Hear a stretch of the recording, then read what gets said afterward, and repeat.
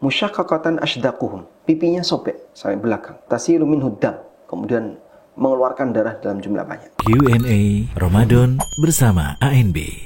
Ustaz, ada pertanyaan dalam program Q&A Ramadan bersama ANB.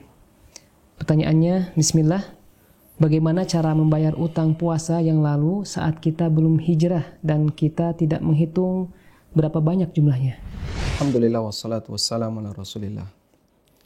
Meninggalkan puasa tanpa uzur bisa bentuknya makan siang hari, atau dari awal dia nggak punya niat untuk berpuasa, sehingga sengaja di bulan Ramadan dia nggak puasa, atau di bulan Ramadan dia batalkan puasanya tanpa uzur.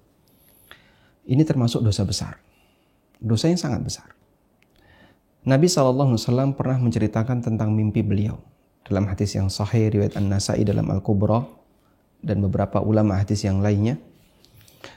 Dan beliau melihat aneka kejadian-kejadian luar biasa ketika itu, dalam mimpi itu. Salah satunya adalah beliau melihat ada orang yang mu'allakina bi'arakibihim, orang yang dijungkir dengan ditusuk tendonnya. Apa ini? Tendon ya, tendon yang ada di ujung otot, arakib. Jadi Anda bisa lihat penjual sate itu dagingnya dijungkir, terus ditusuk di bagian tendonnya. Nah, itulah yang dimaksud dengan arakib. Musyaqqaqatan ashdaquhum, pipinya sobek sampai belakang. Tasilu minhu dam, kemudian mengeluarkan darah dalam jumlah banyak. Lalu Nabi SAW bertanya, siapakah ini? Dijawab oleh malaikat, humul ladzina yuftiruna qabla tahillatas siyamihim. Mereka ini adalah orang yang tidak berpuasa Ramadan, tidak berpuasa wajib, atau orang yang dia berbuka sebelum waktunya. Sebelum maghrib dia sudah makan. Orang semacam ini hukumannya kayak itu. Waliyadzubillah. Maka tidak berpuasa dengan sengaja padahal dia tahu itu wajib, hukumnya dosa besar. Selanjutnya, kewajiban apa yang harus dilakukan? Mengingat ini adalah dosa besar, maka kewajiban dia adalah wajib bertobat. Yang pertama, dia wajib bertobat kepada Allah, mohon ampun kepada Allah atas kelalaian dia sehingga dia tidak menjalani puasa Ramadan selama bertahun-tahun dalam posisi tanpa uzur. Yang pertama. Yang kedua, apakah dia wajib mengqadha semuanya? Jawabannya wajib. Dan bahkan ulama sepakat akan hal itu.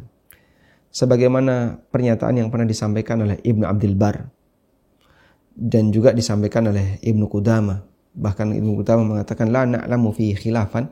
Aku tidak mengetahui adanya perbedaan pendapat bahwa orang yang dia tidak berpuasa dengan sengaja, dia punya kewajiban untuk qadha.